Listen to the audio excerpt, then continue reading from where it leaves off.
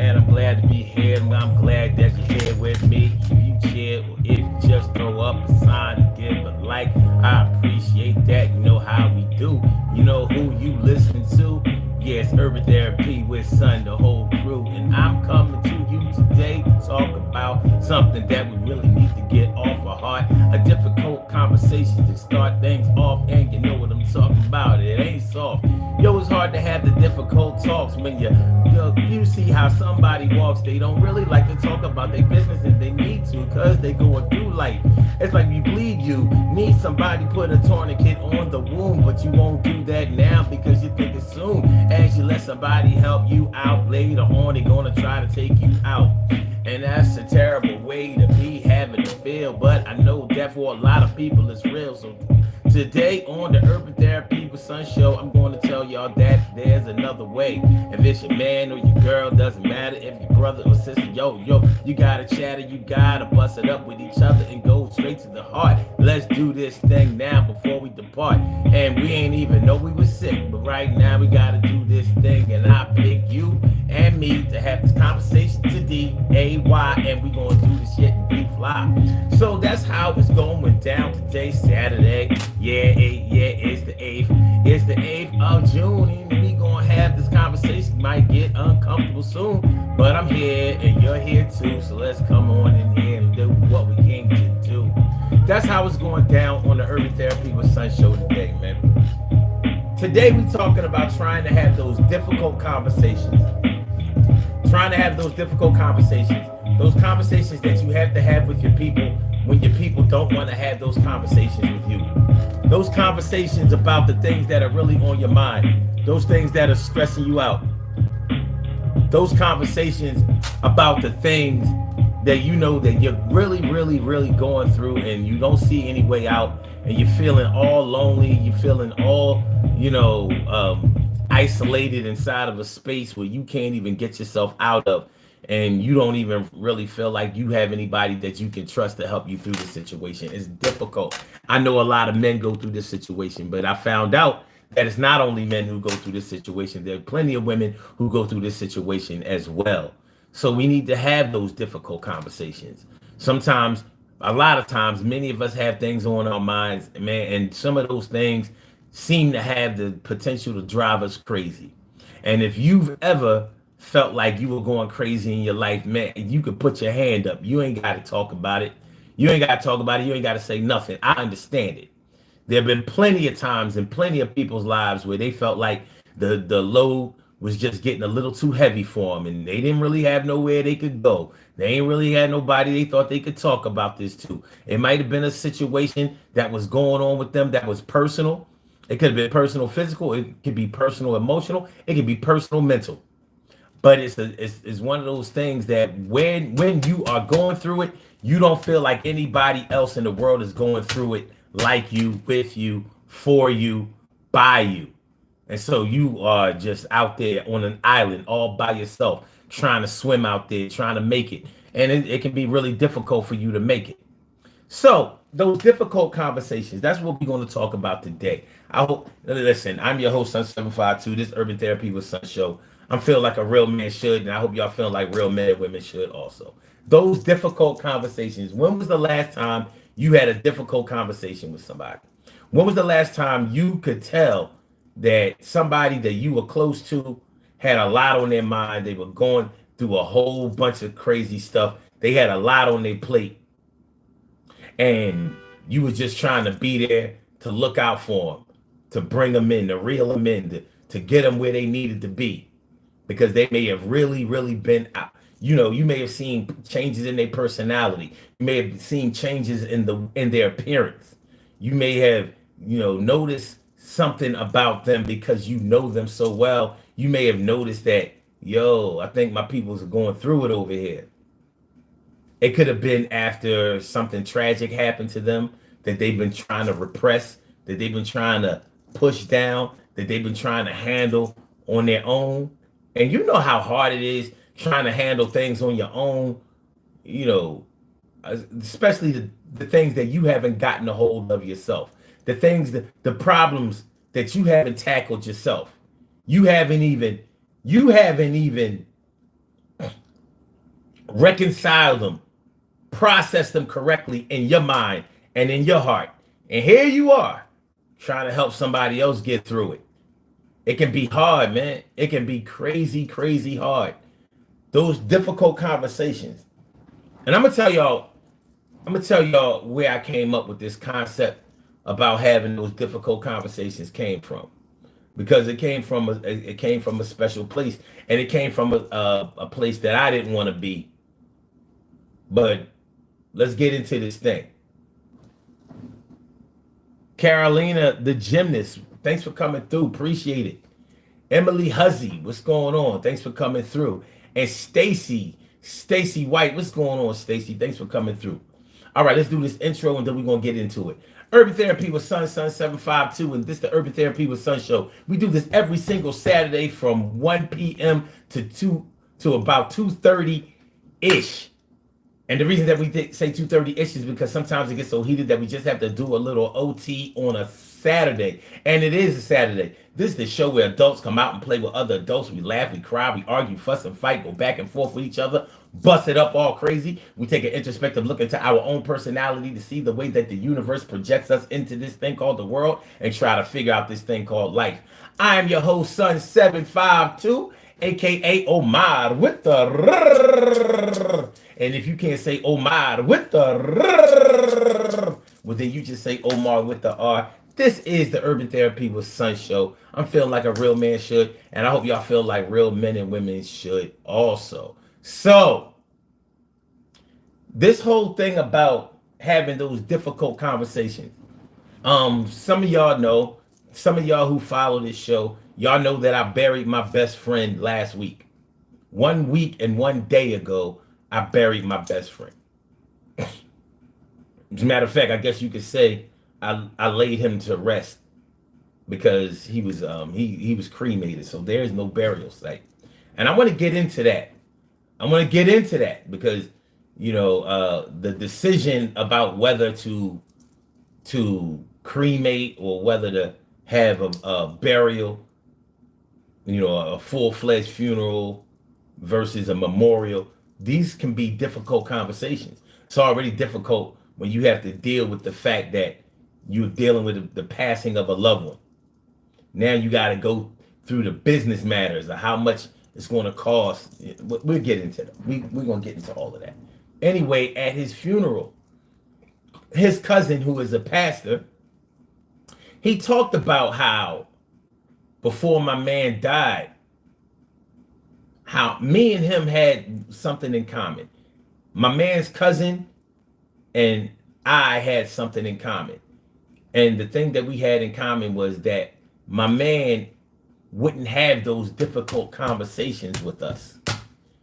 So in the midst of him withering away, his deteriorating health, he wouldn't have those conversations with us to, so we could either help him or prepare ourselves mentally and emotionally for his passing. We were kind of left out there to think that he was going to somehow pull through, get better, or we never got from him how serious his condition was and how much time he might have left. We never got that from him. I know I never got that from him. I'm looking at him in the hospital bed 2 days before he closed his eyes for the last time, and I never got that conversation with him about the afterlife, any regrets that he may have had, whether he felt like he lived his life out, because a lot of people feel like before they pass, they feel like, well, look, I did the things I wanted to do in my life. I lived a good life. I fought the good fight. I'm good. I never had a chance to talk to him about those things. I never had a chance to talk to him about whether he had made peace with his condition, whether his belief system was in place. Was his heart going to take him wherever the afterlife, wherever leaving this world was going to take him? Was he going to get there? It's a difficult conversation for him. He wasn't the type of man who would talk about his personal problems. No matter what he was going through, he wasn't the type to put that out there. He wasn't the type who thought that that was good conversation. He would listen to all of your problems. And I think that by him getting you to talk, forcing you to control the narrative of conversations, I think he may have gotten some healing for himself in that, some perspective for himself in that.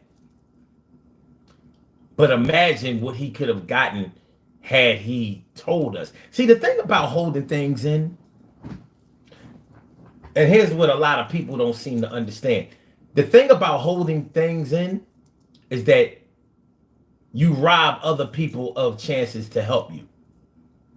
When you don't let people know what's going on with you, if you don't let people know you're in pain, if you don't let people know that you're in trouble, they can't be a resource for you.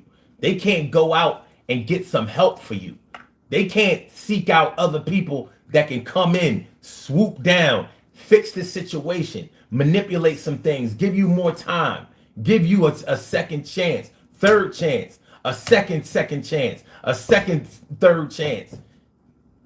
When you keep it all in, people are forced to believe, if they don't know you very well, they're forced to believe that you don't need any help. You playing strong, people will take your word for it. You don't need no help? All right. I guess when you need it bad enough, you'll come see me.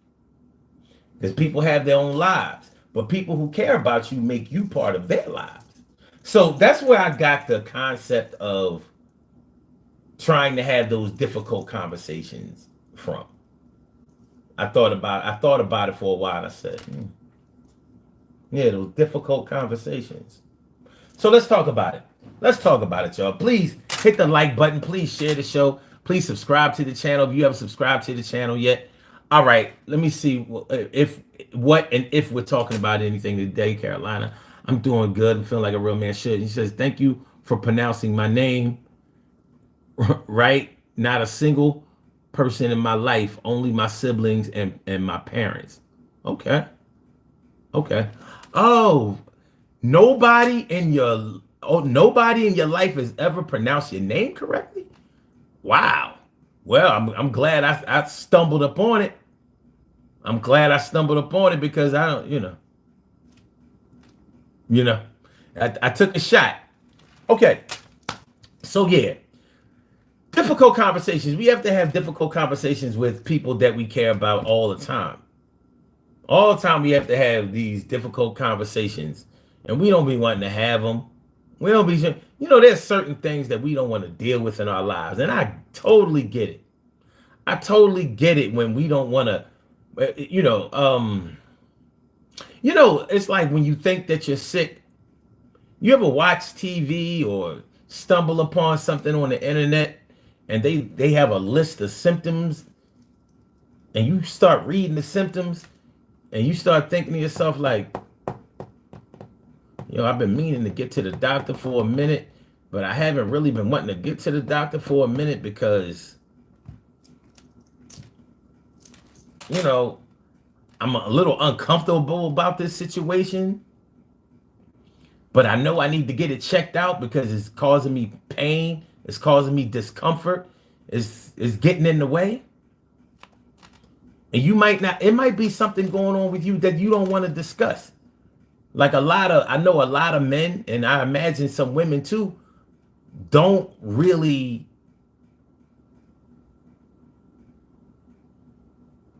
like to talk about like their sexual health.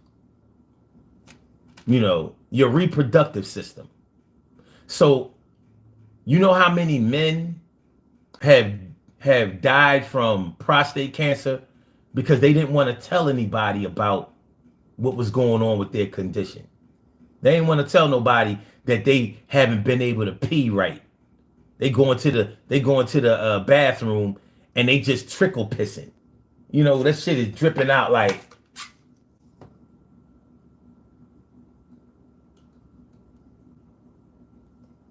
It ain't supposed to be like that. And some men have dealt with that for years. For years.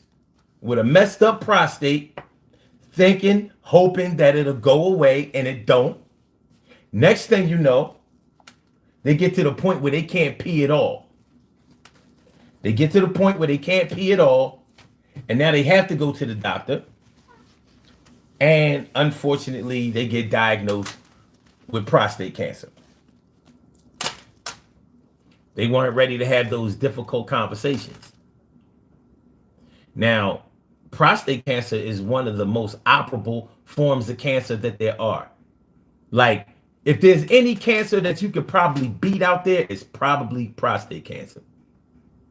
It's one of the easiest ones.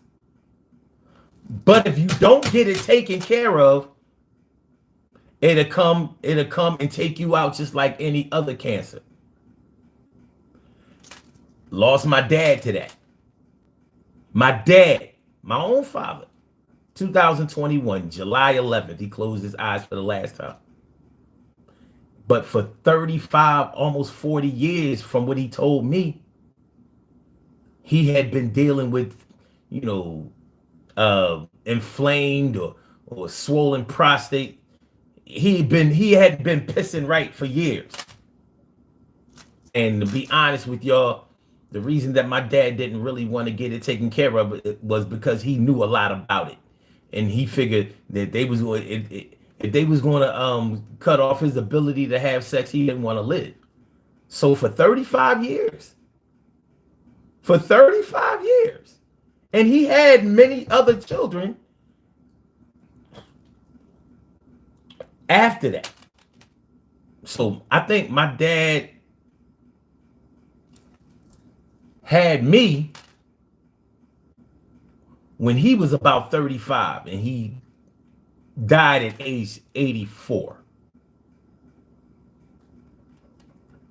So he was 35 or 34 when he noticed that his shit wasn't right. And he just lived with it for all those years. I'm not the last one of my dad's kids. Matter of fact, after me, Hafid, Gamel, Terrence, Kalima. No.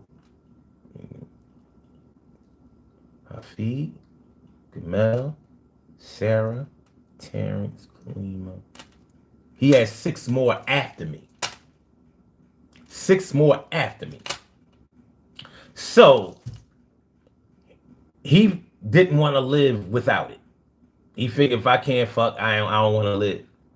But people make those decisions in their lives. But the thing is, he never had that conversation with anybody. He told me that part. He said, I ain't talk to nobody about that. He was in the medical field. He took care of it the best way he felt like he could take care of it, and he wrote it out. Now, to live to be 84, start to have problems when you around 35, it's slightly impressive, depending on how you look at it. What's going on, Tank? What's going on, Nightmare of 94? So yeah, so those difficult conversations. I don't know. I've never known my dad to have a best friend, so I don't know. Maybe he didn't feel like he had a good buddy that he could talk to about that. He evidently didn't talk to my mom about it because they was married then. I don't know if he talked about it with his second wife. I know he had to talk about it with his third wife because she was there when the end came. So, like I said, a lot of men don't want to talk about their reproductive health, their sexual health. We want to talk about it. Having erectile dysfunction. Your dick ain't got hard and God knows how long. You don't want to talk about it. Maybe you think that you've contracted a STD from somebody. You don't want to talk about it. Now, of course, these things can apply to women too, not the sexual dysfunction thing. Women don't have to worry about getting hard, but a woman might be having problems getting wet or staying wet, staying aroused. She may have a whole lot of other shit going on in her life that's getting in the way of her and her man's ability to enjoy sex with each other. She might not want to talk to just anybody about that. That might be a difficult conversation that you have to have, or that she needs to have. This can apply to anybody. Those difficult conversations. Let me tell y'all something, man. Y'all can call into the show. If y'all want to call into the show today, I invite you to call in, and the number to call is area code 319-527-6199. That's the number to call. I said a 319-527-6199. Yes, y'all. I said a 319-527-6199. Yeah, get on the line. I said a 319-527-6199. Yeah, get your shine, baby. Get your shine, baby. Get your shine, baby. Get your shine, baby. 319-527-6199. Press number 1, and that will let me know that you would like to speak. And then I will call you out by the last 4 digits of your telephone number. You can rock on it, do the damn, do the damn thing. So that's how it's going down on the Daily Go Get It Message show. Those difficult conversations. Yeah. When was the last time? Okay, let me see.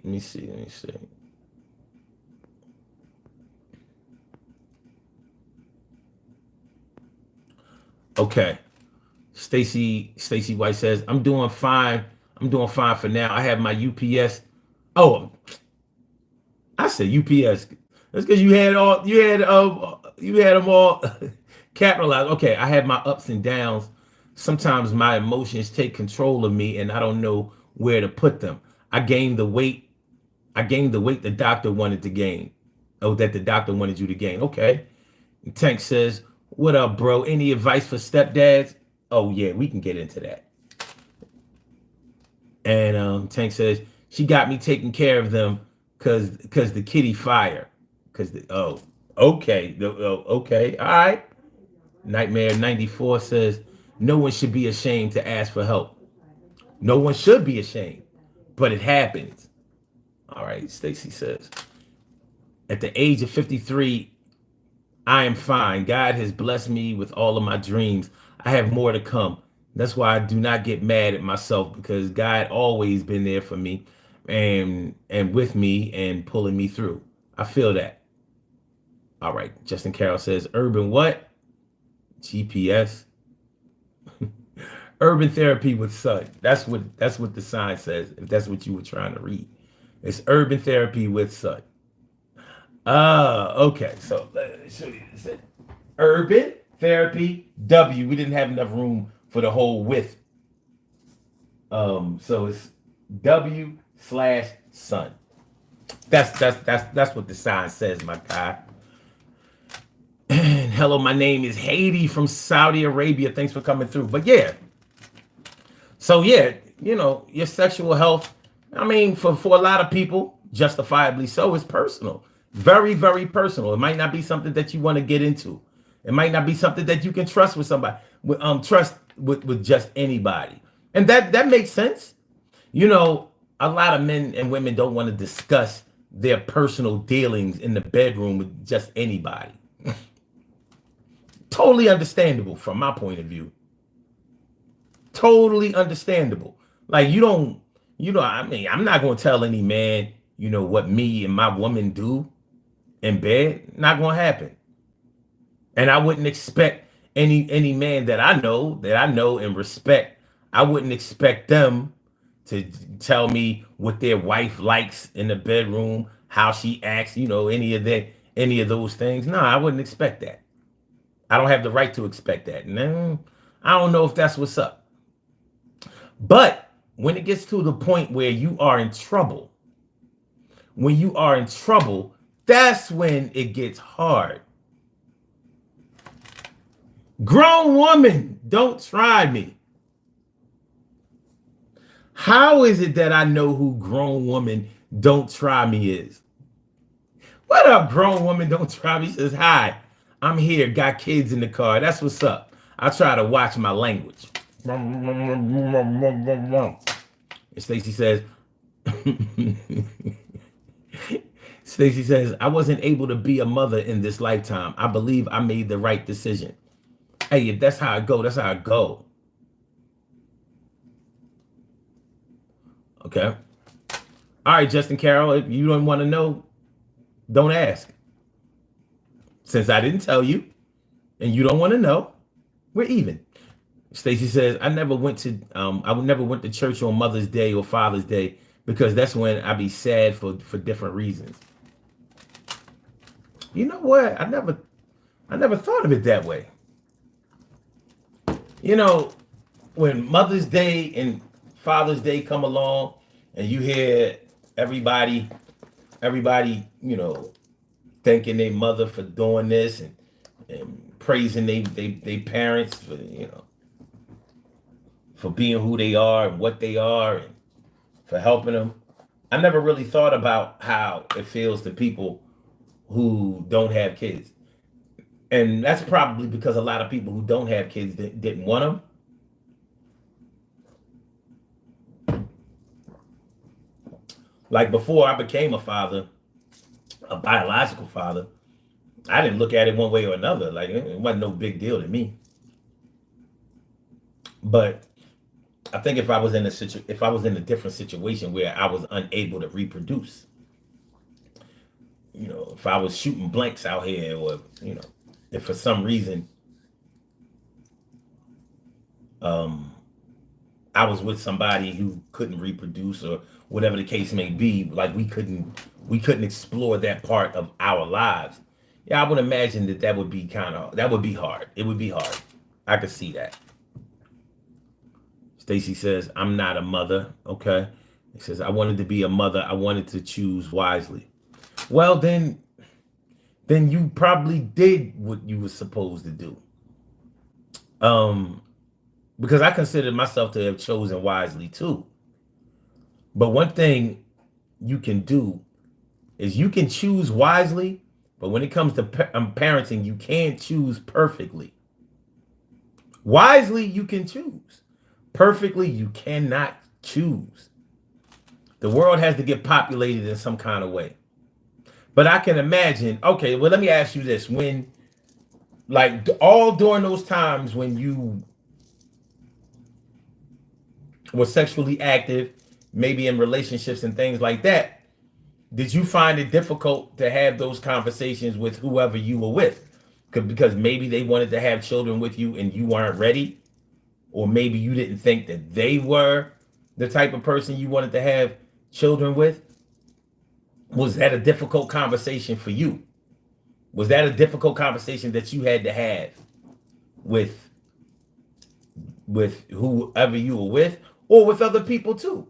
Because, you know, sometimes outsiders can make the situation difficult because, you know, everybody's saying how good y'all look as a couple and how y'all should be together and blah, blah, blah. And when you're in a situation like that, when everybody is praising your union except for you, it can be hard. That can be very, very hard. Maria Salgado says, do you think religion should be banned? No. Why should it be banned?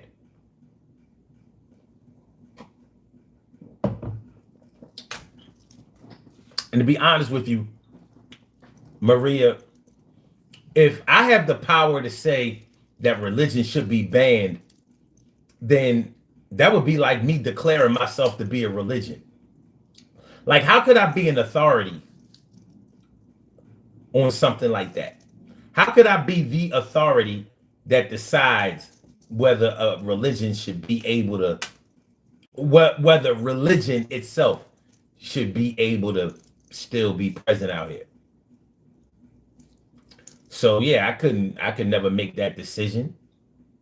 And I wouldn't make that decision, because making that decision would be actually confirming that decision shouldn't be made.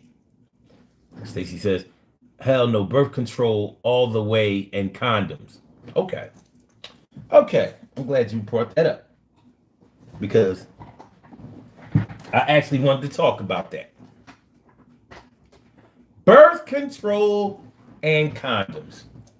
I can put my seat up a little bit. I'm sitting kind of low. Birth control and condoms. We're talking about those difficult conversations, right?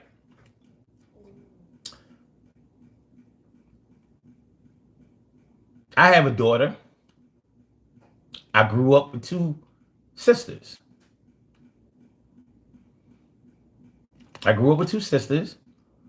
And so, because I was the youngest, I watched them grow up. I watched them become sexually active. I don't mean literally, but when you see your older siblings or people who are older than you, when you see them sneaking around and when you see them doing certain things that you've all been taught that y'all not supposed to be doing, and you see how it happens regardless of whether anybody likes it or not, it can have an effect on you. And I remember my mom having to have that talk with my oldest sister about birth control. For a lot of parents, that's a situation and a conversation that they would rather avoid. They may already suspect that their daughter or their sons are out there messing around. But we're going to talk about the daughters for right now, because we know that the daughters are the ones who have to carry the baby, and when all else fails, will be responsible for the custodial parenting of the child. So what do? You don't want to have this conversation with your daughter. You don't want to ask, are they sexually active? And you don't want to know. You already know the answer, but you don't want to hear the answer. It's a difficult conversation. Because on one end, you may feel like having this conversation with my daughter, I'm either going to have to confirm that it's okay for her to have sex, or I'm going to have to talk her out of even wanting to have sex. And I think that time has already passed. But however it goes, I'm going to have to be a real parent.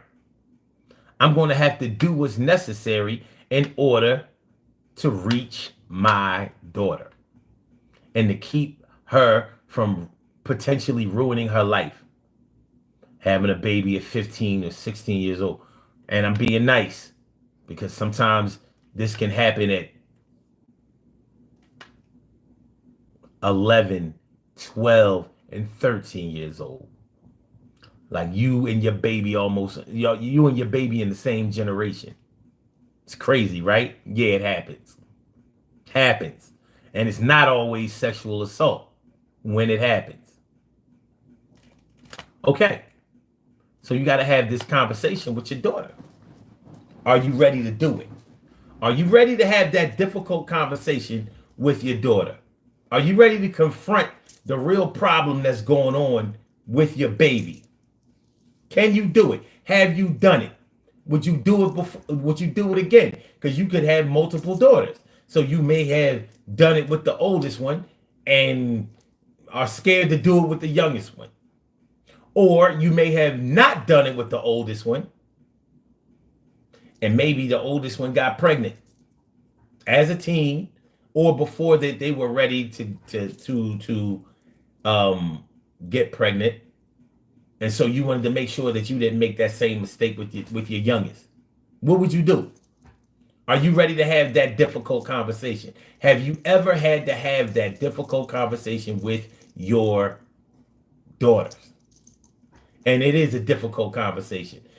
The daughter herself may not want to have that conversation with you. But you have to build that trust with your daughter, because the worst will come if you don't, and you know it. Because you're an adult and you understand the ways of the world and how things play out, you know you better have that conversation. Because if you don't have that conversation, we're going to have a problem. And that problem is going to be major. Are you ready to have that conversation? Will you have that conversation? So, yeah, when things like this happen, when things like this happen, you have to deal with these difficult conversations in real time. You don't have time to to plan things out and try to make the best out of everything. Sometimes you got to do things right there in the moment, and you might only have one shot.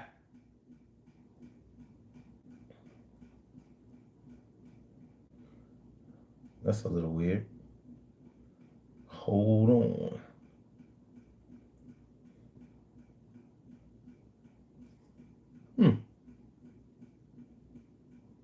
What's YouTube doing here? Okay. All right, I got it now. I got it now. It was acting a little strange. It was acting a little strange, but we good now. All right. But yeah, so having a difficult conversation like that with your daughter, birth control, making the right choice of boys. I mean, what parent, especially if you're a man, you don't want to have that conversation with your daughter. You know, men joke around with other men all the time about their daughters, like, oh man, you gonna have to get the shotgun out. You know what I mean? You gonna have to get the shotgun out, man. You gonna have to be beating these boys away from your door and all of that. We joke about that, but we know what it is. You know why? Because we were those boys who had to get beat away from the door. We were the ones sneaking out. We were the ones jumping out windows. We were the ones hiding in basements and in closets and under beds, behind curtains and whatever. We were the ones doing that. That's how the daughters got here. That's how all the kids got here. And evidently, nobody had those conversations with the girls we were messing around with. And now it's our time. It's our turn to have those difficult conversations with our daughters about that birth control. All right, baby, I know that you already are out there. You're gonna have to let your daughter know that you're not there to hurt her. You're really there to help and to protect her. But she has to give you a chance to help her and protect her. And she might not be willing to do it because the same way that you were sneaking around when you were younger, she's sneaking around now. Even if she is sloppy with it and is letting you pretty much figure it out on your own, it ain't because she's telling you. Because she ain't trying to tell you. Those difficult conversations. How will you handle that? What y'all got for me? Y'all gotta know something about this. Okay, you know what? Because, okay. I know Carol's here. I know Stacy is here. Carolina, I'm not sure if you're still here. Maria. All right, Stacy says, you got to be prepared when they come to talk to you about that stuff too, because I didn't ask and they came to me. Okay. Who came to you? Your parents or other children? This generation do not want to have no kids, the ones that's opening up to me. It does seem like that. There's a lot less teenage pregnancy and things like that happening these days, but you know what? You know what kids do have to talk about today? Homosexuality. These kids today are gay. No, not all of them. But that seems to be like they have to deal with being gay the way we had to deal with teenage pregnancy and STDs. Let me not forget about STDs. We talking about our daughters. We talking about our sons. Their lives can be, when we were growing up in the 80s, our lives depended on whether we practiced safe sex or not. Our lives depended on it. We couldn't fuck around. Mikey, man, what's going on? Thanks for coming through, my bro. Appreciate you. I think that might have been the first time I ever used the word bro. I don't be saying that shit. Matter of fact, I'm gonna change it. My brother. Thanks for coming through, my man. Appreciate you. So yeah, the kids in this generation, they have to deal with their feelings of being gay. Real shit. Especially the girls, it seems like. Listen, man. Real trap. These little young girls out here, it can be a boy or a girl, but not all of them are comfortable with that. There are plenty of them that are not comfortable in their sexuality. And you know, when you are a teenager, you're really going through puberty for longer than what a lot of people understand. We think puberty is just when a girl gets a period, and so she might have a rough year that year. It doesn't stop there. It doesn't stop there. For a boy, you know, when he's starting to get hair down his privates, and you get these little hard ass knots in your nipple when you are coming of age as a young boy. Y'all remember that shit? Yeah, these hard ass nipples and shit. It was like having one of these inside. Hold on. Let me see if I can get the camera close enough for you to see. It was like having one of those inside of your nipples. Like, what am I growing titties? Yeah, dick start getting a little bigger. You might have nocturnal emissions, aka wet dreams. You know, just learning to masturbate, that kind of shit. Maybe you learned, maybe you didn't. But you know, it's not easy. If you remember, it wasn't easy coming of age. It wasn't easy being a teenager. It wasn't easy making it through those years. It wasn't easy. Most of the times you went with your emotions. You ain't know no better. You ain't understand the consequences of shit. But yeah, so when we were growing up, we had to deal with a lot of teenage pregnancy and STDs. These days, these kids are dealing with a lot of STDs, but they're also dealing with their feelings of homosexuality. That's more of their reality. So they're not necessarily having children as much. I mean, the numbers are crazy low compared to the 80s and the 90s. But nonetheless, there is still teenage pregnancy. It is still happening out here. So it's something that we have to be aware of. So you have to have those difficult conversations. Can you have them? Are you prepared? Have you practiced sitting your daughter down, talking to her about being promiscuous, what that can lead to? Because these kids are all on the internet with their shit. They don't care. They don't know. They're used to everybody knowing their business. Everybody. Any problem that they have, they go to the community. And it'd be the same community that be having them taking a whole bottle of pills, putting a gun to their head, jumping off a bridge or some old crazy shit like that. It's hard. But it's harder when you don't have those difficult conversations. You got to have those difficult conversations with your kids. Are you ready? Can you do it?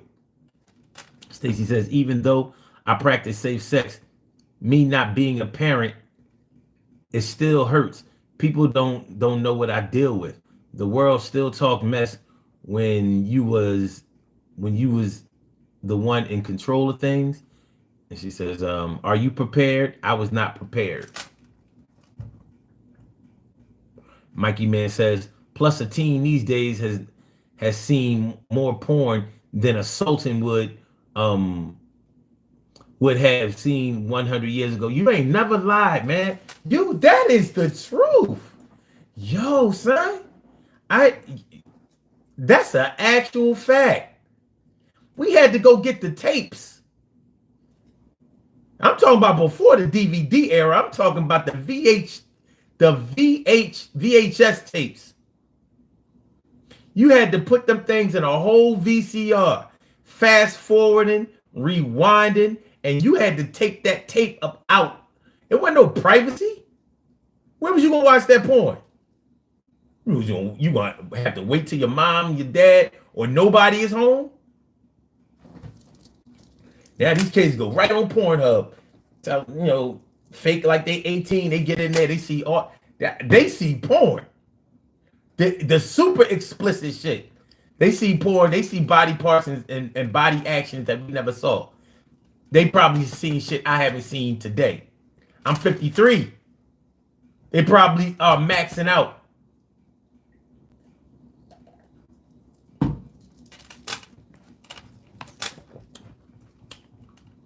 And you know what, Mike?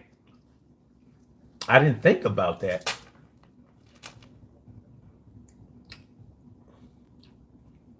Now I'm going to say this. I'm going to say this with caution. That may have actually, or that may be contributing to a lot of their feelings of homosexuality. Our porn was strictly girl on boy, boy on girl. They actually acted out scenes and all that kind of stuff. We had porno movies. Now they just have porno films. So they see things in the porn that they watch that we didn't watch. So they're able to explore certain things in their personality that we aren't able to or weren't interested in exploring. We didn't see all that. T. Carey, right? Morning, noon, and night. It's always great to have my peoples going directly into your site. But yeah. So having those difficult conversations with your daughter about birth control, with being promiscuous and what that can lead to, with not putting all of your business out on the internet, with knowing who to trust and who not to trust, with how to protect yourself emotionally from a lot of the pressures and influences that are out here. We might not have had that.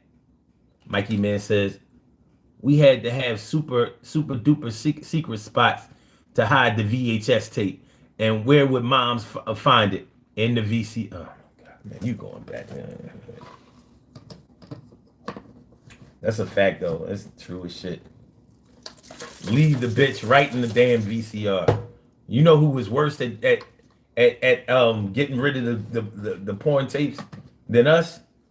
Females.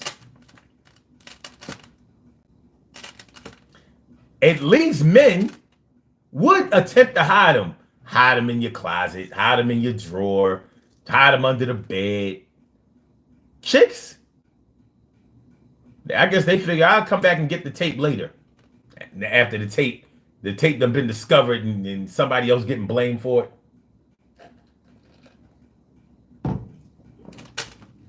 Ain't nobody, I don't know too many kids that's willing to take a VCR porn rap from their parents. I don't know. Those difficult conversations.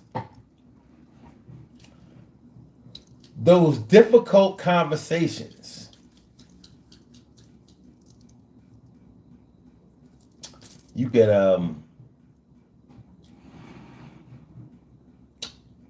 man, I'm thinking where to go next with this. Y'all really wasn't grabbing onto that difficult conversations with your daughter thing the way I know that we should, because that's many parents have dropped the ball on that one.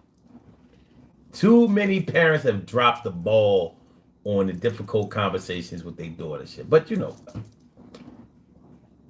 difficult conversations about men who have been cheating and maybe have fathered a child outside of their marriage, outside of their relationship. Lori, what's going on, Miss Page? I was earlier, I don't know if you was here earlier, but I was telling them where I got the inspiration to do this show. I was telling them about when Stephen was preaching at the funeral, and he was saying how, we need to have those difficult conversations. And I said, yeah, it's time. It's time we have those difficult conversations. So Lori can verify this. You know what I mean? In case y'all think I just be up here just flapping my gums and talking all crazy. She can verify that. Yeah, he did say that. She said, I talked to my daughter because my parents didn't. Okay. So you know what I'm talking about. I mean, come on, man. You know, the second that, maybe not the second, but pretty much in those days following the first, when a young girl starts having sex, you see the change. Because they really think they doing something. They might have a different attitude now because they think they grown. Well, yeah, I'm fucking now. They really get like a different swag over that shit. And if you already didn't have a good relationship with your children, it's going to drive an even worse wedge between you and your kids. Because look at it and think about it. If you already put up strong barriers towards sexuality with your kids. So, you might have, how many parents have kicked that bullshit talking about they waited until they got married to have sex, because it was because of religion, the church, and all of that kind of shit. And they lying. They was out here scrambling and fucking and doing all kinds of shit that they knew they had no business doing. But they don't want to tell you that because they think that if you look at them in their stripped down actual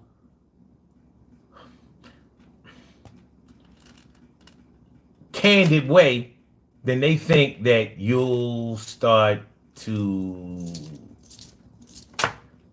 they think that you'll be more influenced to go out and do it yourself. Like, well, my parents did it and they made it, and I'm gonna do it too. It's not like that. It's a communication breakdown, and it doesn't necessarily have to be a generation gap or communication gap. But if you make it into that, that's what it'll be. So yeah, it might be hard. It might be really hard for you to confront your daughter. But like I said, your daughter is running around here, probably talking back now, acting funny, and if it was already a situation where you told your daughter, because a lot of parents do this, it might not have been y'all, but I know that y'all have heard this from your friends, cousins, somebody has said it. If you get pregnant in this house, then you getting kicked the fuck out. And many, many parents have meant that shit. And guess what? Some of them have carried it out. So instead of having a difficult conversation, they had a yelling match. I know you in here. I know you out there doing whatever. I can tell. I can smell it on your little hoe ass. Yes, some parents have done that. Bitch, I know you come here with a belly. You come in here with a baby in your belly. You gonna have a baby somewhere out there in the world, because you ain't no babies being raised in here. Some parents meant that shit. Some didn't. Some ate it. Some bit the bullet and did the right thing. Most of them bit the bullet and did the right thing, but some didn't. So we hear about some of our friends got pregnant at 15, 16 years old, and they was on their own. Had to go get the welfare, had to go get the WIC, had to get the food stamps, had to go get an after-school job, had to drop out of school for a while. Some of them dropped out, went to night school, went and got their diploma, worked it out whatever way they had to. Some of them didn't. And all of this shit is because somebody didn't want to have the difficult conversations with them. Somebody didn't want to have those difficult conversations. So they had no problem yelling and screaming and threatening. They had no problem with that. But to actually sit them down and say, listen, I went through what you're going through. You can talk to me. Yeah, I know I'm hard on you sometimes, but I'm only hard on you because I don't want you to have the hard times that I had before you. But I also don't want you to feel like you are unable to come and help me get you out of trouble when you get in trouble. I don't want you to feel that way.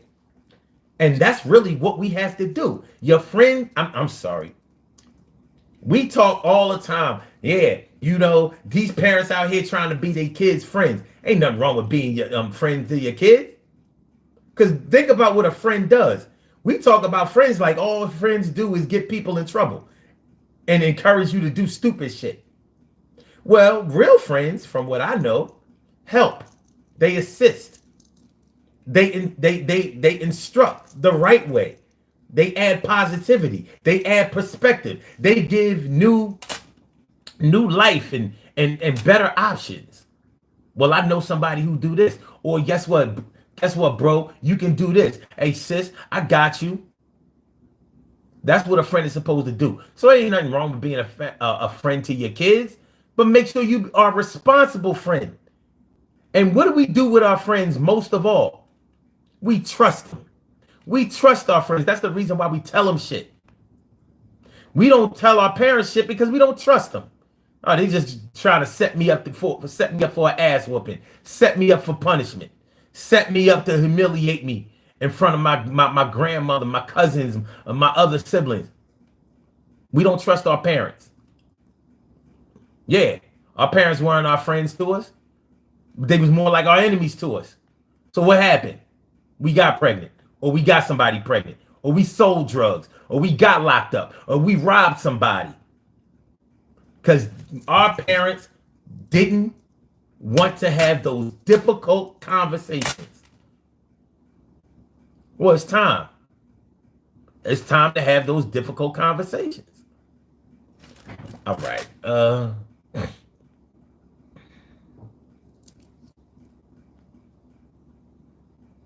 Okay. Stacey White says, my mother was my best friend, had to tell me about sex. Okay. She also says baby smelling themselves. True. And Master Rich Friedman says, let me get that chain off you, bro. Yeah, I'll do that. Come get it. I dare you. Mikey Man says, yep, 100. I have 5 daughters. I've seen the attitude change. You know it? Yeah, you went from being your sweet baby girl that don't want nothing but your attention. And all of a sudden, it ain't your attention they looking for no more. They got a new man.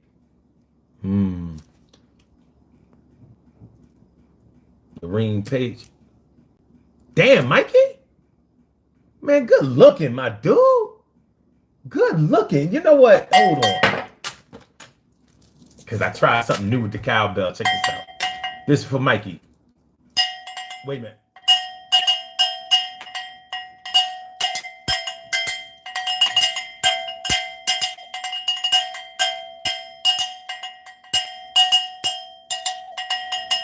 Wait a minute. I had it better. No. I got to be on the side.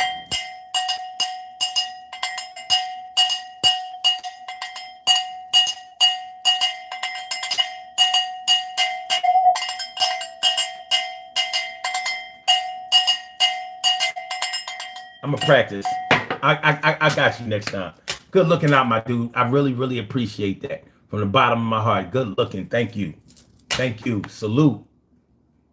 Let me see. Hold on.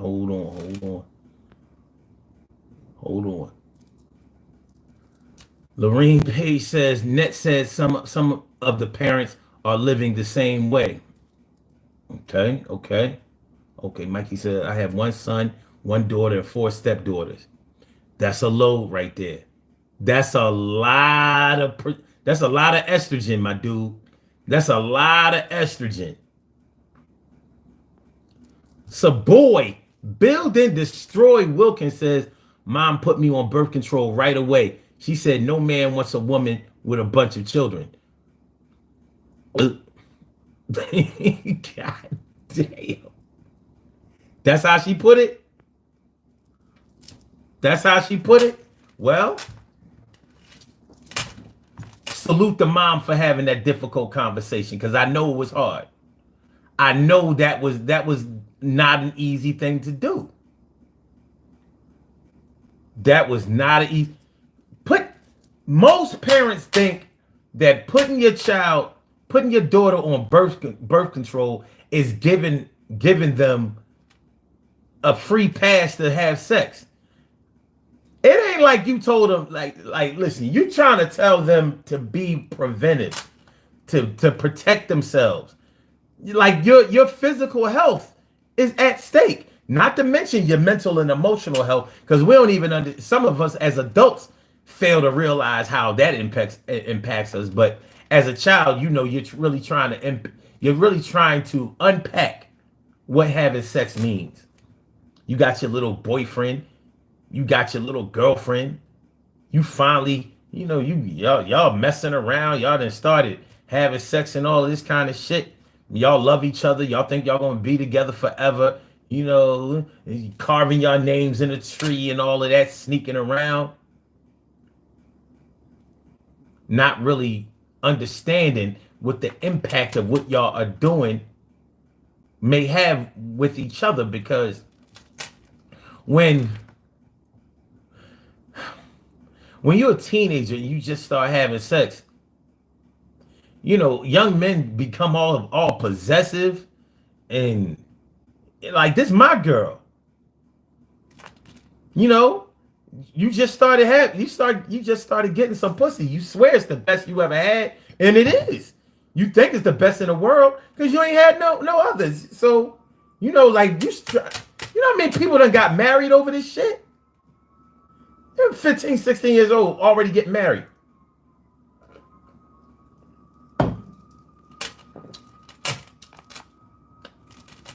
You've been eating nothing but bread all your life, and somebody done put some meat, mayonnaise, lettuce, tomato, onions, pickles on that shit. You like, what the hell is this thing?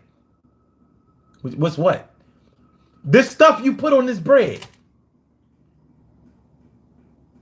It's a sandwich. A what? A sandwich. I never had a sandwich before. Like, what is you talking about? I'm serious. I had plenty of bread. That's I was raised on bread. Why do you think I'm so thin? Bread and water. Sometimes juice, but nothing but bread. I never had nothing on the bread. Somebody who only been eating bread all their life, they get a sandwich, shit gonna change. Okay, so yeah, so you don't know any better. You are totally controlled by your emotions. You still going through that puberty, so your hormones are raging out of control. You don't know no better. You're just trying to make it out there. But yeah, so Savoy, at least your mom had the balls to sit you down, because she must have already knew, like, oh God. Uh-oh. Uh-oh. Taking showers more often. Stop watching the Brady Bunch.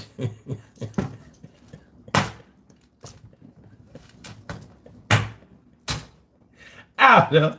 Whatever it is, whatever changes that are noticeable to her that you've been going through, like, just like, huh? It's there.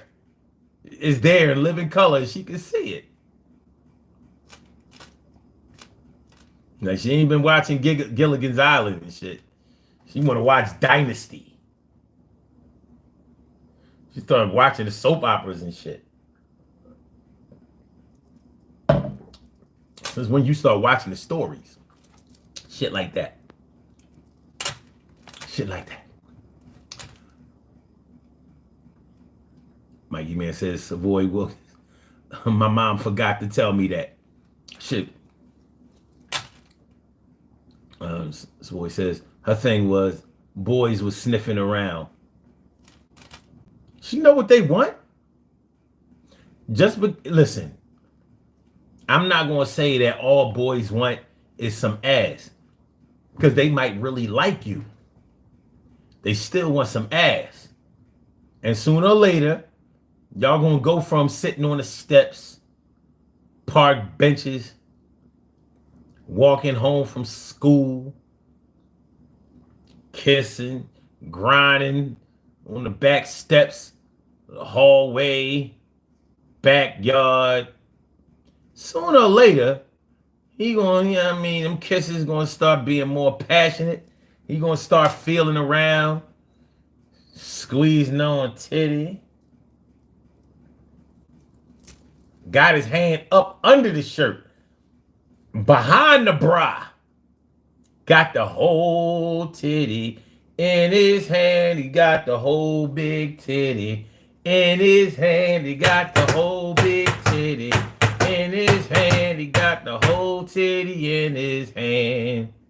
He got the asses in the titty in his hands. He got the asses in the titty in his hands. He got the asses in the titty in his hands. He got the ass and titties in his hands. Next thing you know, he gonna be finger popping you. And y'all be liking that shit. He popping me. Watch your nails, nigga. Watch your nails. Yeah. You like him anyway. Eventually, he gonna talk you into it with his wet ass fingers. Pull them fingers out of you. It's like, yo, you would have thought he just washed 2 fingers, complete with soap. Complete with soap. Hey, look at it. Don't smell like soap. However, it might not smell like soap, but it's a smell that he wants to remember for a long time. I ain't washing his hand. I ain't washing these fingers tonight. Let my boy smell. Like, let's smell this. Yo, you see that? Yeah. Yeah, that's Keisha right there. Yo, get the fuck out of here. Yo, serious. Yo, man, Keisha need to watch. Yo. Watch your mouth. Watch your mouth. This from yesterday. Nigga, what? Yeah, this from yesterday. I ain't watching it. Yo, man, fuck that. Nah. I got that. It's nasty. Okay, anyway. Lori said, had I known intercourse would affect me emotionally, mentally, physically, and spiritually, I would have stayed in my uncle's church forever. Yeah, we can say that now, but would you really have? Would you? Yo, make sure y'all hit the like button, y'all. Make sure that y'all share the show. Make sure that you subscribe to the channel if you haven't subscribed to the channel yet. You know what I'm saying? Hit the like button, share the show, subscribe to the channel. It only helps the channel. Ain't nobody gonna come and grab you. Chris Zichowicz. Wait a minute, Zikowicz. No, Zikowicz. Am I close? I'm normally good with the wits names. Zikowicz. Am I close? Zikowicz. Zikowicz. I think that's it. He says poop. Yeah, nah, I ain't say he put his fingers in a butt. He ain't put a finger in the butt. Listen, I don't know. All the girls I messed with when I was a teenager, they was clean. They wasn't no little dirty.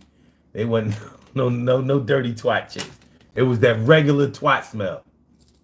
No foreign, no what do you call it?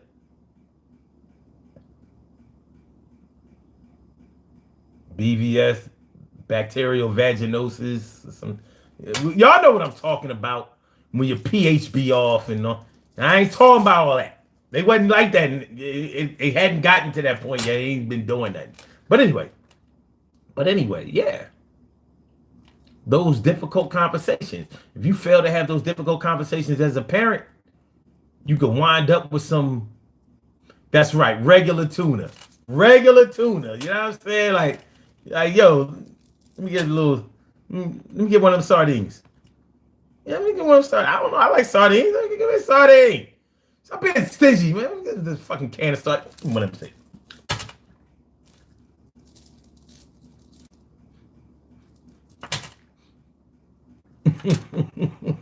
But yeah, yeah. What you come out with from she said stale sardines. Yo, you know how hard it is? How many years you gotta leave sardines in oh, maybe they opened the can trying to you ever try to open up a can and try to close the can back? Like you can't do that. Throw that shit in the refrigerator. Put it in some aluminum foil or something like that. You can't do that. That shit ain't gonna work. But anyway. I digress. Anyway, yeah. You got those difficult conversations. All right. Okay. I'm gonna try to move on from this. What's up, Avdi? Thanks for coming through. I'm gonna try to move on from that, but I really wanted to spend some time on that because listen, the impact that we have on the next generation cannot be measured on just what we do or don't do. When we're talking about trying to have those difficult conversations, this is a practice.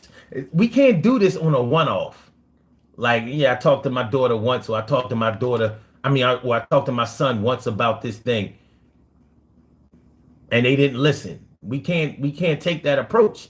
So we have to keep the lines of communication open with our young people. And that's whether it's your son or your daughter or your baby cousin, niece, nephew, the kids next door, any child that you care about. You have to find a way to make those or to have those difficult conversations, because if you don't, there will be problems. Angelo says that is the biggest change I've seen in my life. Now you know that's not true. This one is. This one is longer than this one.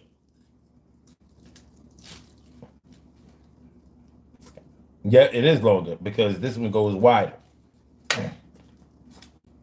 But this is a necklace, not a chain. Y'all gotta wait till Monday to get that.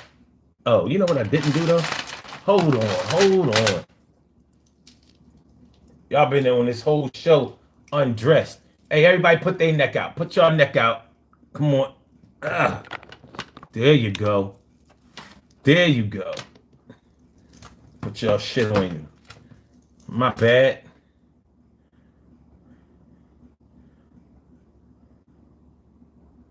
No wonder we was having difficulty. Give y'all a picture, see how y'all look. That's y'all. Looking good. Huh? Looking good. Look at you. Oh, pretty and handsome. Y'all just doing a damn thing. That shit nice. That shit real nice. You know what I'm saying? Good looking, my people. All right. Now we in motion. But yeah. When it comes to the youth, these kids today go through so much shit because they are the internet generation. We weren't that. We had to deal with all kinds of rumors, any kind of threats, and bullies, and all that kind of shit. All of that shit was right in front of us. They dealing with that shit on the internet. They don't even know what it's like not to have everybody in your business. They wouldn't know a secret. And listen, don't get me wrong. I'm not saying that all of them just put their shit out there and nobody keeps any secrets. But there's an obvious difference between their culture and our culture coming up. So we have to ingratiate ourselves. We have to learn. We have to educate ourselves in their mental and emotional process in order to be able to help them. So having those difficult conversations with our kids, whether we talking to them about sex, whether we talking to them about their sexual preferences, being gay and all of that kind of shit. Because like I said, these kids out here today, they gay as shit, male and female, especially the females. Shit is crazy. Violence. I live in Philly with all these drill rappers. They drilling crazy. I'm like, this ain't Chicago. They like, man, I don't give a fuck about no Chicago. The O to the 4 is beefing with YBC, the Zoo Gang, and all. Yeah, I watch these videos. I listen. It's real shit. These young kids out here will take you out, and mostly it's because they don't have any parental guidance. They don't have any. They don't have any structure. They don't have any. And they don't have. They old heads, as they call them, ain't teaching them the right way. They not teaching, telling them what not to do, how to stay out of trouble. That going to jail ain't cool. That they don't have to throw their lives away, and that they don't have to take somebody out because they don't have to take a life because they hurt their feelings, and that is disrespectful to talk down on somebody who has lost their lives. You know, the impact that has on their family, friends, loved ones, people who cared, even just the general community. You can't just be out here wilding like that. But we're not having those difficult conversations. We letting the cops speak for us. We letting the politicians speak for us. We letting the court system speak for us, the legal system. We letting everybody have the difficult conversations that they're really not having because they're getting paid to do it. There ain't no difficulty in doing what you're getting paid for. You get training for that. We're dealing with our on-the-job training. We have to deal with the real that's right there, right in front of us. Ain't nowhere to run. What's up, Antoinette Page? What up, Net? Thanks for coming through. I appreciate y'all. Love is love. Thanks for coming through, family. So yeah. So like I said, I'm finally move on from that shit because we got other shit we need to talk about. So boy says, anytime my daughter had questions, I answered them. I didn't want anyone giving her the wrong information. Facts. And think about it. You had to have the right information your goddamn self. What if you ain't know? You had to go find out from somebody, from somewhere, some source. But at least you had the foresight to do that. You know when your kids are in trouble. You know it. And you know when they're going through the same shit that you went through or having the same struggles that you had. And you don't want that. You don't want that for them. Stacey White says, they take you out or they block you from their life. Net says, well, Unc, in your generation, it wasn't a flex to drop the soap. Now the Generation Z, they're more open to dropping the soap. They ain't even got to drop the soap from what I see, Net. They got the soap in their hand using the soap. Like, why are you coming up and backing me with a soap? Why are you? What? That ain't what you do with soap. Yo, what's up with the ball? Yo, this dude a weirdo.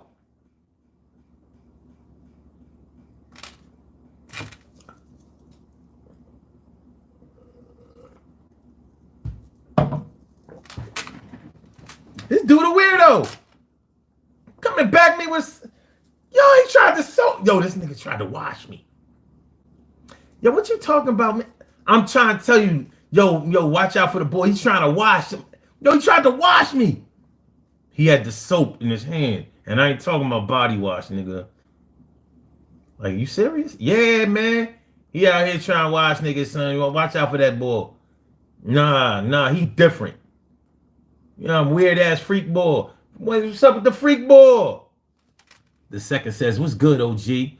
What advice would you give a young man 17 to 20 on steps they should take to build themselves up into stable men? The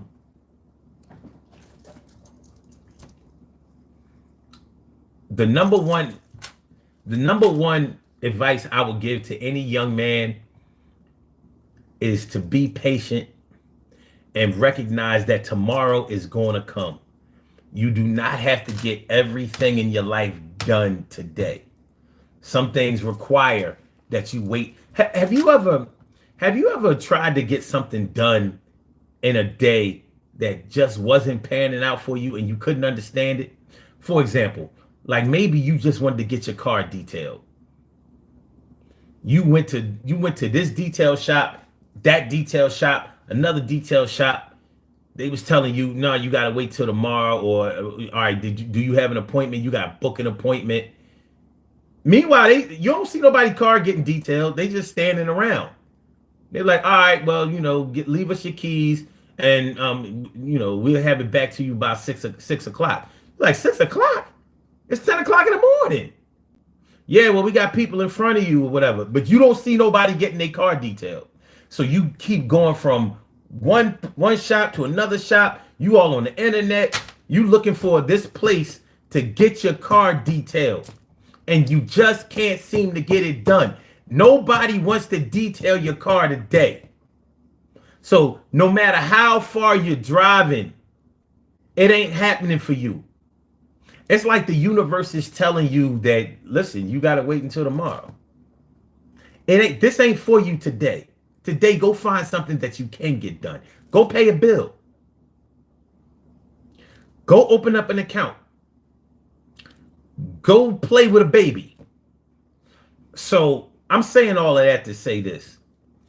Because young men are so impatient, so insecure, so jealous, so possessive, so eager, so enthusiastic, and full of so much energy, we think that we got to get it done, get it done, get it done, get it done, get it done, get it done, get it done, get it done. Especially if you are 17 to 20 years old. So you on the internet, you Instagramming, you Snapchatting, you tweeting. You're making your life very public. I'm going to tell you, you don't have to do that. There's still things you can keep to yourself. And it probably would be better for you to keep them to yourself while you work on them, while you get more advice about them, while you get training on it. But put your ducks in a row. Try to do the things that are going to make you feel good about yourself. Because a lot of times we do things in the spur of the moment that we think are going to make us feel good, and they might make us feel all right then and there, like revenge, like hurting somebody that has hurt us or hurt somebody else that we know. But those are the very things that can have you sitting in a jail cell, going back and forth to court, getting handcuffs put on you, or get you taken to the medical examiner so the forensic scientists can determine the cause of death. So I would tell a young man, if you're in school, learn everything that you can learn. Finish high school. Finish motherfucking high school. There are too many people out here telling you that the education system don't mean nothing. This diploma don't mean nothing. This degree don't mean nothing. If it don't make dollars, it don't make sense. Don't listen to that dumb shit. There is never anything that you're going to learn that's going to fail you. Let me repeat that. There's nothing that you're going to learn that's going to fail you. Only things that are ever going to fail you are the things that you fail to learn. So I don't care if you learn it in the books, from the teachers, from other students, from the custodial staff, the administrative staff. I don't care if you learn it at home, from your parents, aunts, uncles, cousins. Learn everything that you need to learn. There's no such thing as limited knowledge, or all you need to know is this. Because when you get into that thinking that all I need to know is this, then you put other people in a position to say, well, all they know is this. So all we got to do is that, because they don't know nothing about this. They think that all you need to know is this. So we got them. So the more knowledge you get, and I say go to school, finish school. Yes, go to college. Go to fucking college. Whether you graduate from college is irrelevant. Even with the internet, you will learn things in college that you are never going to learn outside of college. That's a fact. And only people who have gone to college will tell you that, because they know it for a fact. So even with Google, even with YouTube, even with audio books and all of that kind of shit that you can find on the internet, there are things that you're going to learn in college that you will not find in other places, because you're going to learn it in a controlled environment that you won't be able to get anywhere else. Yo, thanks for coming through so much, Mikey, man. Good looking. Good looking, my dude, my dude, my dude. Before you go, good looking, my dude, go. It's coming on through. Good looking, my dude. I appreciate you. And good looking, my dude. Yo, one love, man. I hope to see you tomorrow, next day, and anytime you come by, you know you're always welcome here. Good looking. So,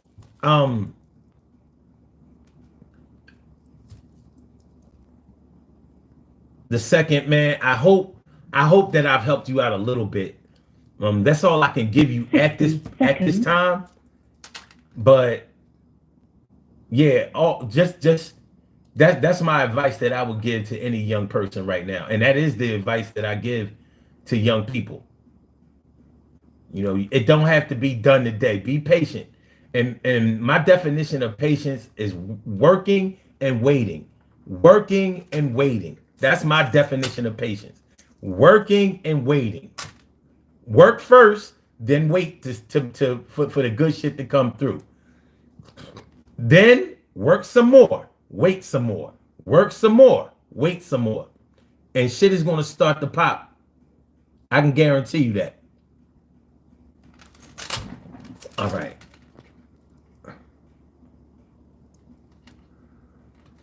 TK right says description. Trying to have those difficult conversations. Word. Dice Roll says good evening, Unc. Dice here from South Africa. What's up, family? Salute. Thanks for coming through. Appreciate you. Mucho. And Lori says, but the pulse of the world is trying to control the pulse of society. It's hard to tell which one is the world, which one is society. They might go hand in hand. But regardless, we can learn from both. We can get what we need from both. Stacy says, I feel good about myself. I feel like my uterus is a virgin. Yeah, if you've never been pregnant, that's pretty much true. However, if dude is big enough, he should be able to get up into your uterus and, you know, push it around a little bit. You know what I'm saying?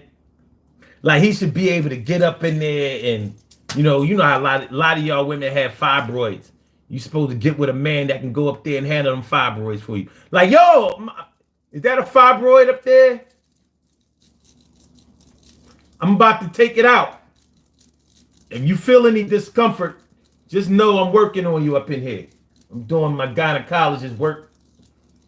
You know what I'm saying? This is going to take away your stomach pain. First, I'm going to give you some stomach pain, and then I'm going to take away.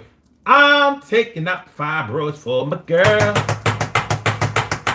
I'm taking out the fibroids for my girl. You thought we were just having sex, but I wasn't coming at you next. I was trying to get rid of these fibroids. I'm working on my fibroids for my girl. I got rid of her fibroids. They was gone. She was like, what the hell is going on? Yo, I took out them things for you, the more surgery for you. You ain't gotta pay for it, boo. Yeah, I took care of them fibroids, gave you a free hysterectomy. Yo, it's all good. That's my life. Yo, I made you my wife, and I took out your fibroids, took out my fibroids, took out your fibroids, no more fibroids. Okay, all right. No more fibroids, okay. Dice Roll says, a little knowledge is a dangerous thing. I tell you, it was really dangerous. Lack of any little knowledge. You know what I'm saying? Extra Ketchup says, I salute you, my brother. Well, I salute you back. Peace to you. Thanks for coming through, yo. Please hit the like button. Please share the show. Please subscribe to the channel if you haven't subscribed to the channel yet. This is the Urban Therapy with Sun Show. I'm your host, Sun752, and we are talking about having those difficult conversations. I want to talk about one more difficult conversation before we get on up out of here. Now, a lot of men have fathered children outside of their relationship, outside of their marriage, and a lot of those men have tried to keep it to themselves. They didn't, whether it's right or whether it's wrong, bringing a baby into this world is never wrong.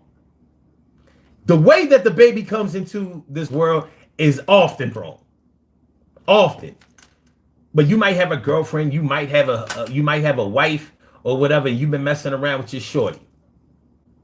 Now, a lot of the internet public seems to think that side chicks don't get nothing. I'm here to tell you that side chicks get money, power, and respect. Money, power, and respect. I'm a side chick. You think I don't get nothing but neck, but money, power, and respect. Money, power, and respect. You think that I'm a side chick, so all I get is dick, but I get money, power, and respect. It said, you think that I'm a side chick, so I'm here to lick, but I get money, power, and respect. It said, Sun 752 is telling you right now, side chicks be having it going down. They get money, time, all of that dough. You know how it go. Oh, now you know. But I know you felt good in your position as the main girl, but that nigga might not have been your world. And he ain't making sure that you got held down, messing around. Got a new baby going down. Be here around September, maybe October. Yeah, and he's a Libra. So I don't know about y'all, but I watch the ID channel. I've seen men take their wives out because they didn't want them to find out that they had a baby on the way.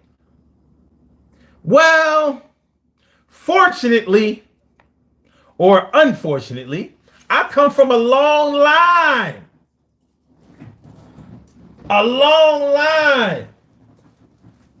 of extramarital brothers and sisters.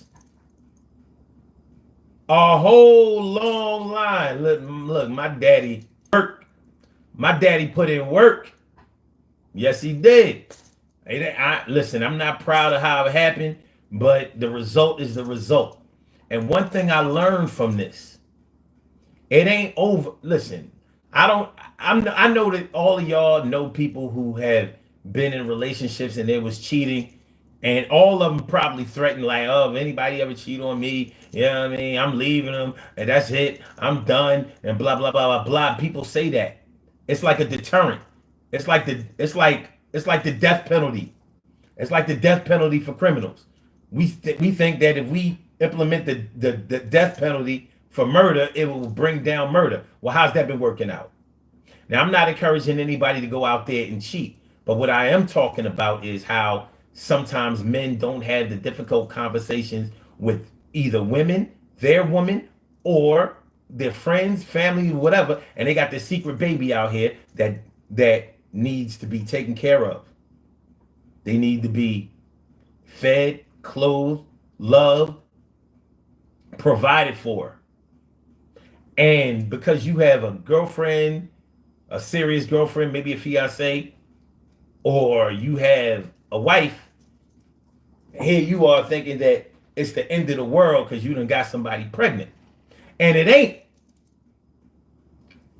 I hate to say, my mom took it on the chin. It was already done. It was done. You know, they said marriage was till death do us part. Well, we're going to test that. They say do sickness and health. In sickness and health. We're going to test that. Because having a baby growing inside of your belly is a hell of a sickness. Make you throw up on a regular basis. Gives you all kinds of pain. Back pain. Make your feet swell up. Make your titties get big. Gain weight. All crazy. Put you in an emotional tailspin. But when you avoid telling your woman that you have gotten another woman pregnant and that baby is on the way or the baby is already here, now you done dug a deeper hole for yourself. A much deeper hole for yourself. So this means that you're not going to give your child sufficient attention, maybe even financial support, whatever. You trying to make it go away. It don't go away. That baby's here to stay. But you'll have to suffer the consequences of not taking care of that child.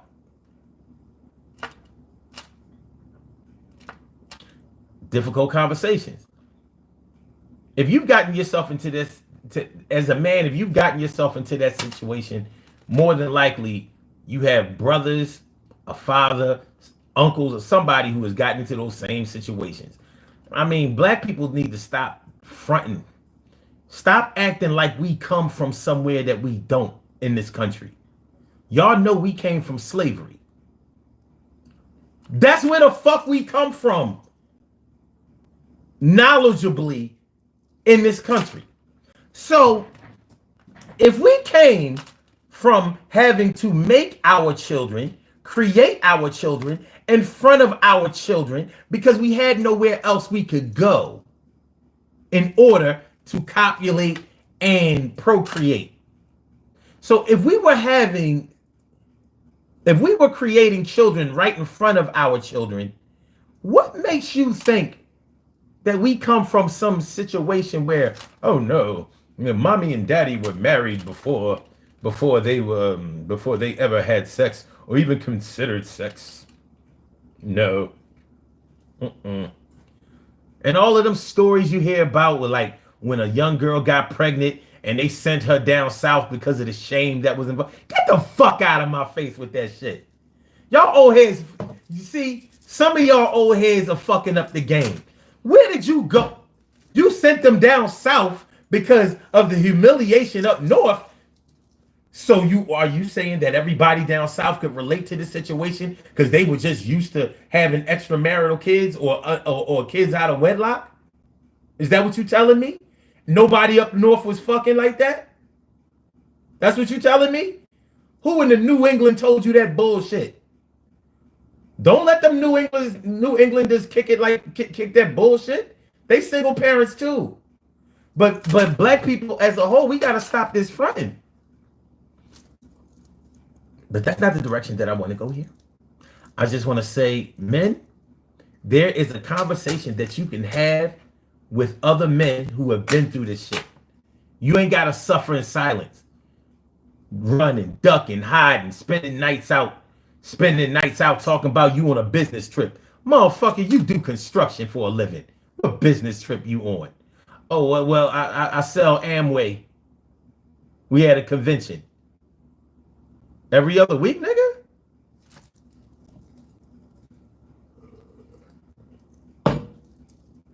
During the week? Come on, man. It's the babies. The babies suffer. The next generation will suffer because of the irresponsibility of this generation. Don't do that.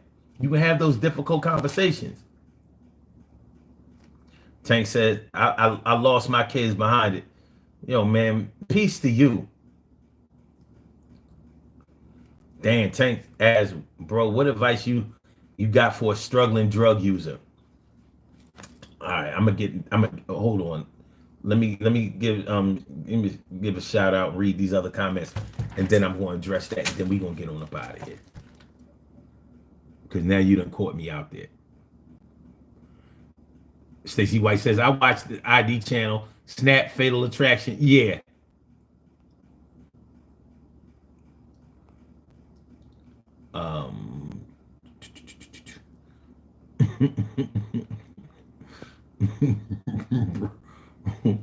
Fibroid void. Word. Okay. Lori says, break the cycle. We must do better. The child never asked to be here. This is a generational curse. Maybe it stems from slavery. Maybe it stems from ignorance, but it must stop. I agree. April says, one of my boys is in this situation. Wifey doesn't know about the 4-year-old. Listen, I'm telling you, once he goes ahead and tells his wife what's going on, he's going to finally be free. She ain't going to leave him. Watch. And even if she does, she'll reconsider that. If she really, really loves him. And I ain't saying to test it, but he got it. Yo, man, what's more important, your wife or your child? Sometimes it comes down to that. Now, you may look at them like they're equally important, then both of them should know then. There you go. If both of them are equally important, then they should know about each other. Rock it. Dice Rose says, let's use the internet to reconnect. Africa is still your home. All right, cool. My girl, she returned CCX 222. She says, how's everyone doing? I hope that y'all having a blessed day. Popped up to show some love. I appreciate you doing that. All right. Um, damn man, Tank, I ain't know you been struggling with the pills and rollers, bro. Okay, hold on. All right, let's go. All right, struggling with addiction. All right, this is the best advice that I can get to you because I'm going to start off with the positive. The positive is that you already know. You already recognize that you're struggling. So that's half the battle. You have accepted that things are out of control for you and you're not the same person that you were once, and you want to restore to a more positive place in your life. So I would suggest that if you work and you have insurance, I would go to HR. I would contact HR and let them know what's going on. And that way, through your insurance company, they can suggest an outpatient program for you. And your insurance will cover it. You'll have a copay, but they can get you a treatment program that will allow you to get the treatment that you need in order to remedy your condition. Because until you get that together, your wife, your kids, your family, your friends, your loved ones are being robbed of you because the drugs are taking you away from the great person that you are. And they're robbing you of the potential that you have to be great. And you don't want that. You don't want that. So yeah, go to your job, and through your health insurance, you can get help. And even if you don't carry health insurance, you can still get treatment. Because a lot of times when you don't have health insurance, you can get discounts. They can find ways to get you into a treatment program, and that'll actually help you save your job too. I don't know if you're in trouble with your job, and even if you're not, it's even better if you're not in trouble with your job. But if you were in trouble with your job simultaneously in trouble with your health, okay, you don't have insurance or a job, no problem. You can still get it. And ask me how I know. Go ahead, ask me.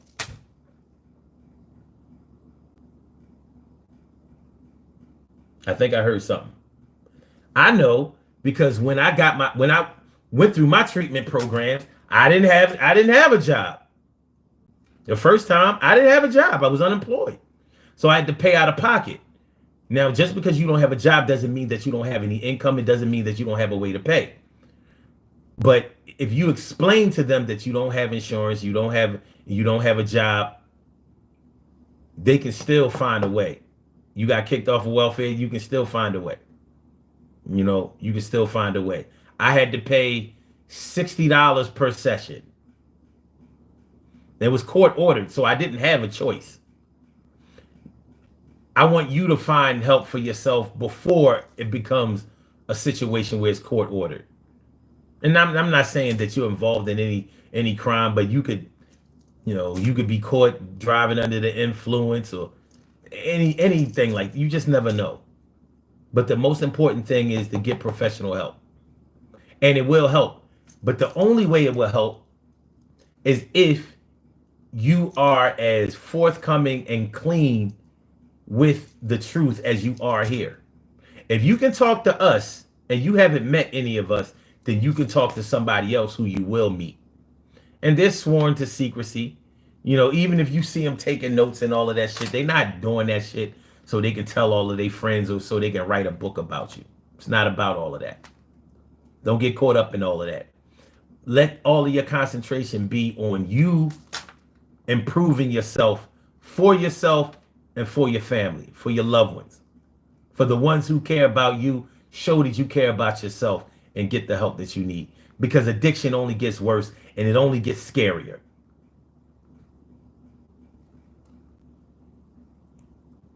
Dice Roll says exercise before you use. That works too. But all the exercise in the world, all the cardio, all of that shit, it won't really matter if you're an addict. the professional wrestlers who died, muscle machines. They weren't nothing but big pounds and mounds of muscles. Dead.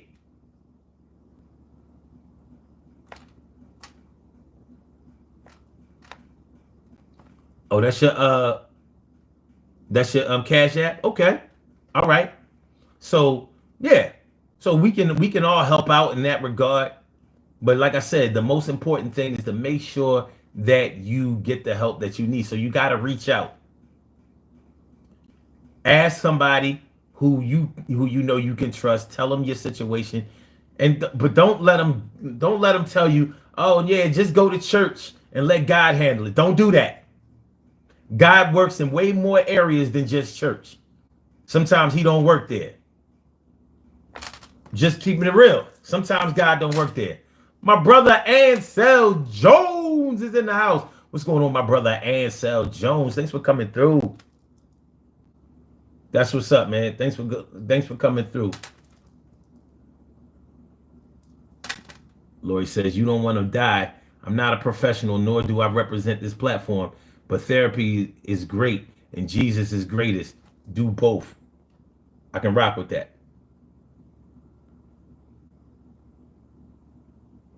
That's what says, do 3 push-ups every time before you use. Sounds like I'm joking, but try it. Watch.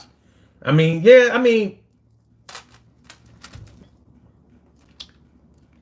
you have to consider something. People use drugs because they are unhappy with their sobriety. It's really simple as that. Something about their sobriety is unfulfilling for them. So you have to try to get to a place where your sobriety feels good and it fulfills you. Where your sobriety actually validates you. And it makes you feel good about not having to use or not wanting to use. That's where you want to get to. And that's what most addicts struggle with the most. Something about their sobriety, whether it's their family, their emotions, their history, the state of the world currently, something about them not being under the influence demoralizes them. And you want to get up out of that space. And you can. You can. I guarantee you can. All right, y'all. We're going to do these birthday shout-outs, and then we got to get on up out of here. We have some birthday shout-outs to do. Some people were born on this glorious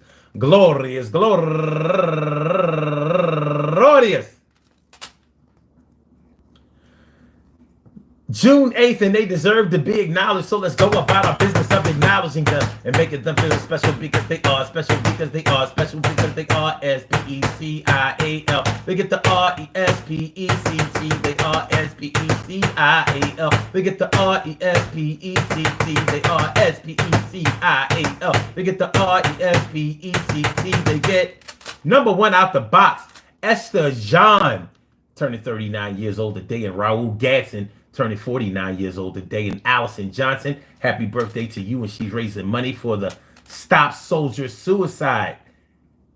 Good cause.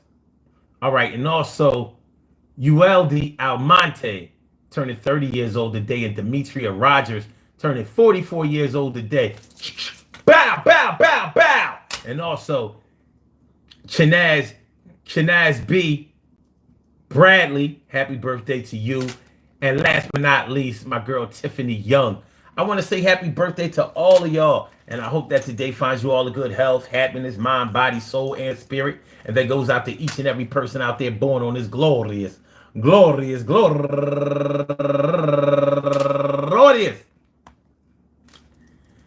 8th, anywhere out there in the world, worldwide, internationally, and universally. All of y'all go ahead and turn up. But don't turn up too loud. Just turn up loud enough so everybody can hear you. Rock out, rock on and do the damn, rock out, rock on and do the damn, rock out, rock on and do the damn thing, to do the thing. Y'all represent the queens and kings. You do your thing, y'all represent the queens and kings. And Tank, happy birthday to your second oldest son. Yo, I said happy birthday to your 14-year-old second oldest son. Yeah. Yo, son, I said, happy birthday to your second oldest son. Yeah, I'm talking. Two things. I thank, yo, thanks for coming through. Thanks for doing what you do. Thanks for being a parent. And you do the right thing. And all of y'all, too. I appreciate y'all coming right here to the Urban Therapy Show, because we all know that you could easily have somewhere else that you could easily go. But y'all came through to show a little love, and I appreciate that more and over and above anything that I can think about right now. Be back tomorrow, 1 o'clock, and be down. So I hope to see y'all then. Y'all friends to me. We gonna talk about some shit. Tomorrow, you see, it's going to be just as hot as it was today. Temperature-wise, I ain't got nothing else to say. Peace to all my peeps in the chat and the ones in the background. Thanks for coming through. At this time, we're going to sign on off. Peace to all y'all. Yeah. And y'all ain't saw. Okay, so peace to all my day ones, my everydays, and my brand news.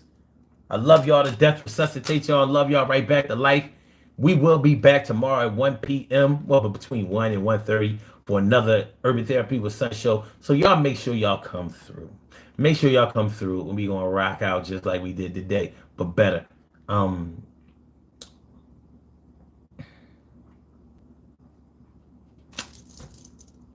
Make sure y'all hit the like button. Make sure that y'all share the show. Make sure that y'all subscribe to the channel if y'all haven't subscribed to the channel yet. Peace, y'all.